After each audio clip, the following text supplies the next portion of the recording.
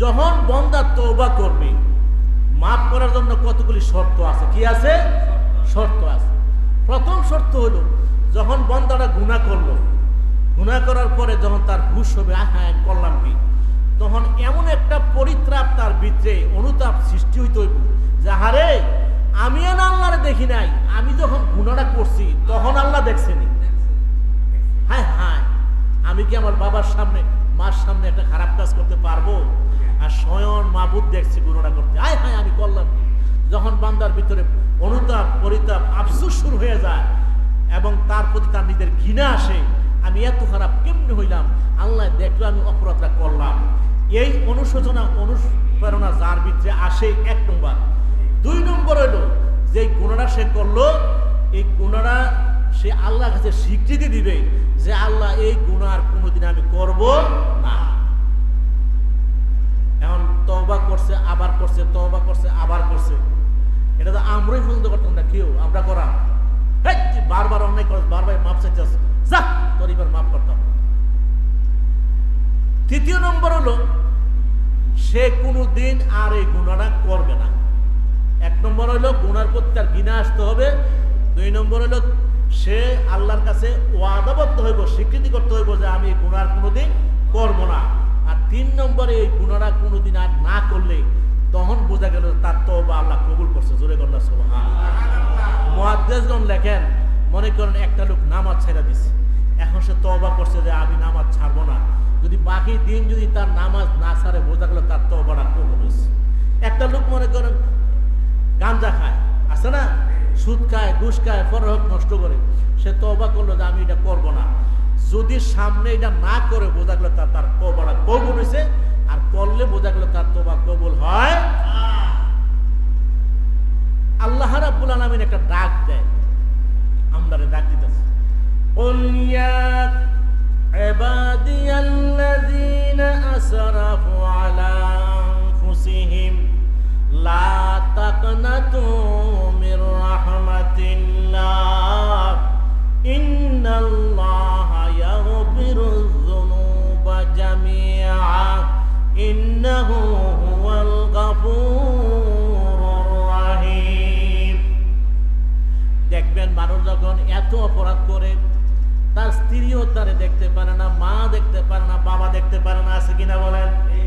সমাজের লোকেরা তাকে সামনে যদি কিছু না বলে পেছনে ঘৃণা করে, তিরস্কারি করে, টিটকারি মারে। আল্লাহ বলল, বান্দারে, ও আমার বান্দা, ও আমার ইয়াকুল ইয়া ইবাদি, হে আমার বান্দা, আল্লাযিনা আসরাফু আলা আনফুসিহিম, যারা নিজের নফসের উপরে অপরাধ করছো, অর্থাৎ গুনাহ করছো। কি করছো? সমাজ তোমার ভালো হয় না, সমাজ তোমার জায়গা দেয় না, মা বাপ দেখতে না, স্ত্রীও তোমার দেখতে না। লা তাকনাতু মির রাহমাতিল্লাহ, ও আমার গুনাহগার বান্দারা, তোমরা আমার রহমত থেকে নিরাশা হইও না। সুবহানাল্লাহ বলেন। তোমরা আমার রহমত থেকে নিরাশা। প্রশ্নদের কেন? আল্লাহ বলতেছে, ইন্নাল্লাহা ইয়াগফিরুয যুনুবা জামিআ, আমি রাব্বুল আলামিন তোমার তাম জিন্দেগীর গুনাহগুলো যে একটা মুহূর্তে আমি মাফ করে দেই। আমি আল্লাহ কারো কাছে জবাবদাহি করতে হবে না। হবে কিনা বলেন? কারো মুখাপিকি নই, আমি আল্লাহ হইলাম রহমান। ইন্নাহু হুয়াল গাফুরুর রাহিম। আরে আমি যদি ক্ষমা না করি কে করব? আমার নামই তো গাফুর। সুবহানাল্লাহ বলেন। আমার নামই কি? দেখেন, এই রেফারেন্সে একটা হাদিস, হযরত মুসা আলাইহিস সালাম একটা বদ চরিত্র লোক, জেনাকারী, তার এলাকার মেয়েরা তার জ্বালায় অদিষ্ঠ, শেষ পর্যন্ত মুসা আলাইহিস সালাম বিচার দিল, হুজুর এই বদ চরিত্র লোকটার কারণে আমাদের সমাজের মেয়েরা নিরাপদ না হুজুর। মুসা আলাইহিস সালাম করলেন কি? গরম নবীদ তারে করলেন, আজ থেকে তুই সমাজ থেকে বের হয়ে যা, তোরে যেন এই মহল্লায় কোনোদিন না দেখি। ওই যে জঙ্গল আছে, জঙ্গল ছাড়া তোর কোনো জায়গা নাই।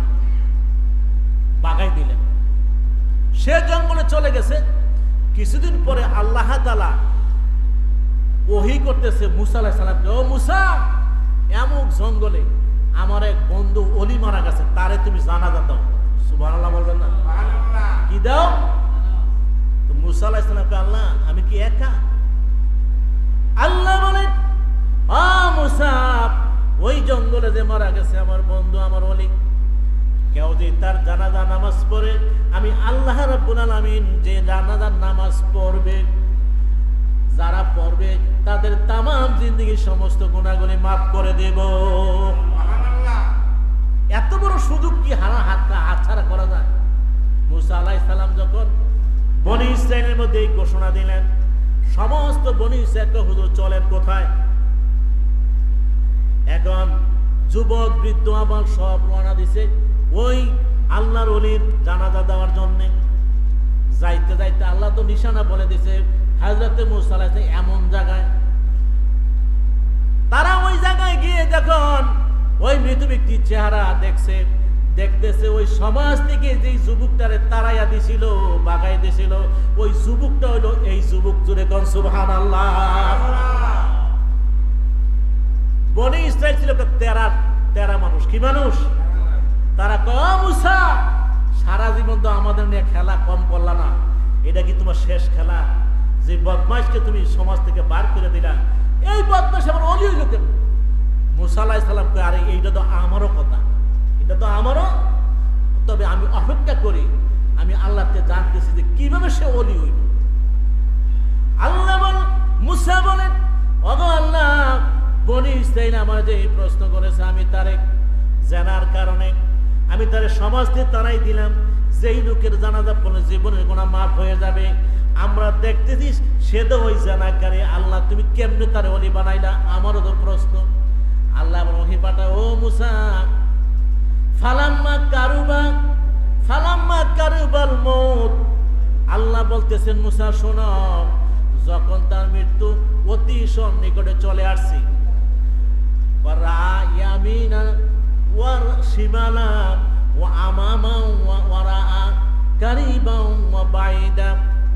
মুসা, আমার এই বান্দার যখন মৃত্যু সন্নিকটে চলে আসছে, তখন সে একবার ডানে তাকাইলো, আবার বামে তাকাইলো, আবার সামনে তাকাইলো, আবার পেছনে তাকাইলো, একটু কাছে তাকাইলো, দূরে তাকাইলো। ফালামিয়াজিদ, সে কাউকে দেখে নাই। তার মনের আবেগ বলার জন্য আসে না অনেক সময় মৃত্যুর সময় ডাকে, এ হুজুরে নিয়ে আসো, বড় ভাইরা নিয়ে আসো, এমন চাচারা নিয়ে আসো, আমার মনে আর সময় নাই। আল্লাহ বলে, মুসা, তার মৃত্যু যখন অতি সন্নিকটে বুঝতে পেরে সে ডানে ডাকলো, বামে ডাকলো, সামনে চাইলো, পেছনে চাইলো, কাছে চাইলো, দূরে চাইলো, ফালামিয়াজিদ, কিন্তু সে কাউকে পায় নাই। তার মনে আবেগ বলার জন্য, আমি আল্লাহর কাছে যে তওবা করার জন্য, আমি তো চলে যাব, তোমাদের তওবা করে দাও। এখন সে কি করলো? ফারাল উফুক, ফালাম্মা রাআল উফুক, সে উপর দিকে তাকাইলো, তাকাইয়া কি বলে শুনেন, মাল্লা আদরু দুরু ওয়ালা ইয়ানকুসু, ও আমার আল্লাহ, তোমার কোনো ক্ষতি করতে পারে না, তুমি ক্ষমা করে দিলে তোমার ক্ষমার কোনো কম হবে না। ফারা আমুতু ফারদাও ওয়াহিদাও, তুমি তাকাইয়া দেখো, আমি একা একা জঙ্গলে ঘরে মৃত্যুবরণ করতেছি। ও আল্লাহ, তুমি তাকাইয়া দেখো, কেউ নাই আমার মনের কথা বলার জন্য, আমি একা একা জঙ্গলের মধ্যে পড়ে মরতেছি। এরপরে কি বলে, আনতাল গাফুরুর রাহিম, আল্লাহ গো, তুমি তো বলেছো তুমি নাকি গাফুরুর রাহিম, তুমি গাফুর রাহিম হইয়া যদি আমি এই অবস্থায় ক্ষমা না পাইলাম, তোমার গাফুরুর রাহিম আমার কি বা লাভ হইল? সুবহানাল্লাহ বলেন। আল্লাহ কো, মুসা, ইসাল বনি ইসরাইল মাজা ওজেব, তুমি জিজ্ঞাসা করো আমার বান্দার এই আর্তনাদের সময় আমি কি জবাব দেব? সুবহানাল্লাহ বলবেন না? মুসা, তুমি জিজ্ঞাসা করো ইসাল বনি ইসরাইল মাজা আজিব, আমি কি উত্তর দেই তুমি জিজ্ঞাসা না। তারাবে আমার বান্দা অসহায় অবস্থায়, ডাইনে পাইল না, বামে পাইল না, সামনে পায় নাই, পেছনে পায় নাই, কাছে পায় নাই, দূরে পায় নাই, একা একা মরতেছে, আবার বলতেছে আমার কোনো ক্ষতি করতে পারে না, আমি ক্ষমা করলে এটা কমবে না, আর আমি যদি তার ক্ষমা না করি আমি গাফুর হয়ে তার লাভ রইল কি? তখন আমি আল্লাহ কি উত্তর দেই? কালু, তখন মুসার বনি ইসরাইল বলতেছে সাদাক্তা রাব্বা, ও আল্লাহ তুমি যা করছো ঠিক করছো, দূরে কোনটা সুবহানাল্লাহ, তুমি যে তোমার বন্দারে মাফ করে দিছো এটা তুমি ঠিক করছো।